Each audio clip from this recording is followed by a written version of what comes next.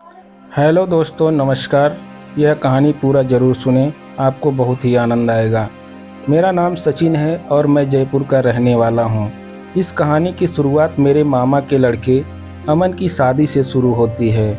मैं अमन की शादी में नहीं जा पाया था, इसलिए रिसेप्शन पार्टी में गया। उधर सब लोग स्टेज पर आ जा रहे थे। मैं भी स्टेज पर शादी की बधाई देने लगा। मैं जैसे ही स्टेज पर पहुंचा तो मैंने देखा कि दुल्हन बनी लड़की 23-24 साल की एक गजब की शोला है। उसका रंग दूध सा गोरा, मानो संगमरमर हो, और उसके संतरे ऐसे थे जैसे कोई छोटे तरबूज हो। आंखें हिरनी जैसी। उसका नाम खुशबू था। जैसे उसका नाम वैसी ही उसकी सूरत। इतने में मुझे छोटे भाई अमर ने आवाज़ लगाई और मैं उन दोनों से मिलकर उन्हें शादी की बधाई दी। तब खुशबू ने पहली बार नमस्ते कहते हुए मुझसे बात की। मैंने उसी समय खुशबू को अपने दिल में बसा लिया था। मैंने सोचा कि काश खुशबू की शादी मुझसे हुई होती तो उसे रोज़ रात मैं घोड़ी बनाकर उसकी घुड़सवारी करता। मैं अपनी किस्मत को कोसता हुआ स्टेज से नीचे उतर आया, लेकिन सारी पार्टी में मेरा ध्यान खुशबू पर ही था। उस समय 4-5 बार खुशबू की नज़रें मुझसे मिली, पर मैंने नज़रें चुरा ली। खैर, पार्टी खत्म हुई और धीरे धीरे समय बीतता गया।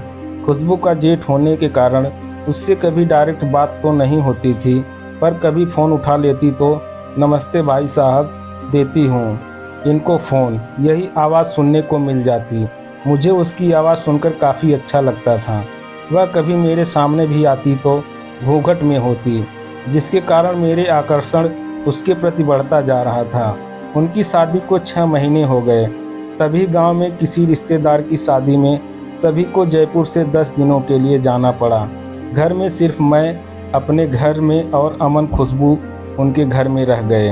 हम बस 3 लोग को छोड़कर सभी लोग चले गए। उसके एक दिन बाद अमन को भी बिजनेस के काम के लिए अचानक 5 दिनों के लिए मुंबई जाना पड़ा।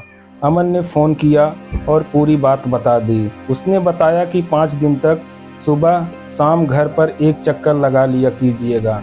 यह सुनकर मेरे मन में खुशी का ठिकाना नहीं रहा। शाम को 5:30 पर कार लेकर अमन को ट्रेन पर छोड़ने भी गया, लेकिन यह क्या, खुशबू भी तैयार थी स्टेशन जाने के लिए।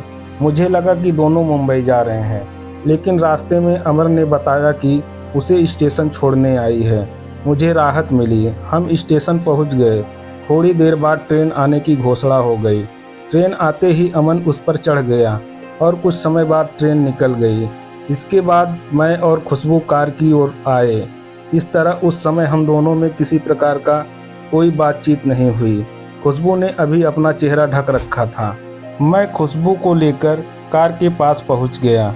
मैंने पीछे का दरवाज़ा खोला, लेकिन खुशबू आगे का दरवाज़ा खोलकर बैठ गई। मैं भी गाड़ी खोलकर बैठ गया। तभी खुशबू ने एसी चालू करने के लिए कहा।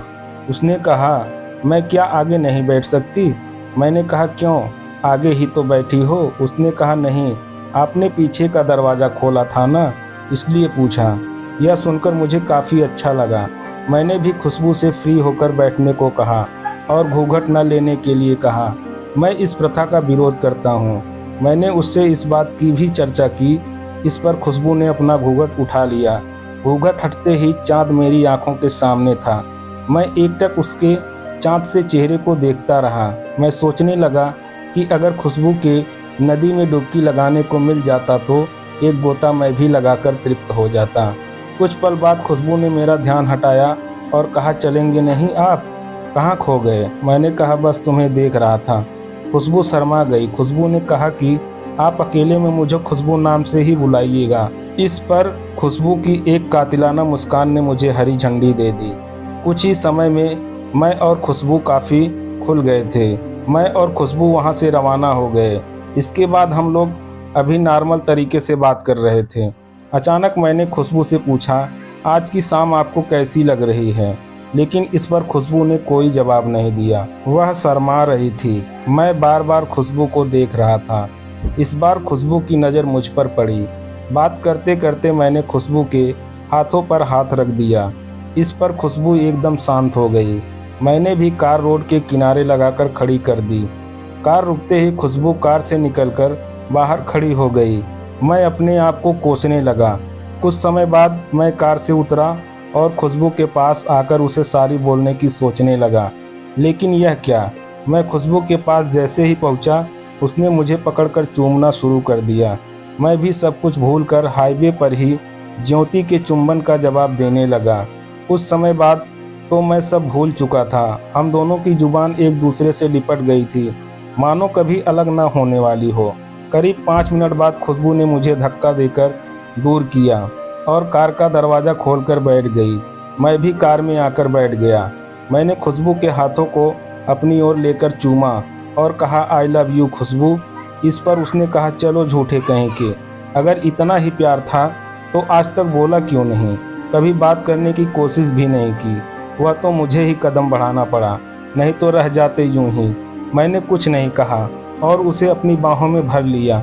वह कटे हुए पेड़ की तरह मेरे आलिंगन में समा गई। मैंने उसे घोड़ी बनाकर उसकी घुड़सवारी की और अगले 2 दिन तक वह मेरे साथ हर तरह से संतुष्ट हुई। अब हम दोनों को जब भी मौका मिलता, हम दोनों अपनी आत्मा को संतुष्ट कर लेते। तो दोस्तों, आपको कहानी अच्छी लगी हो तो चैनल को सब्सक्राइब करें। तब तक के लिए धन्यवाद। मिलते हैं नेक्स्ट वीडियो में।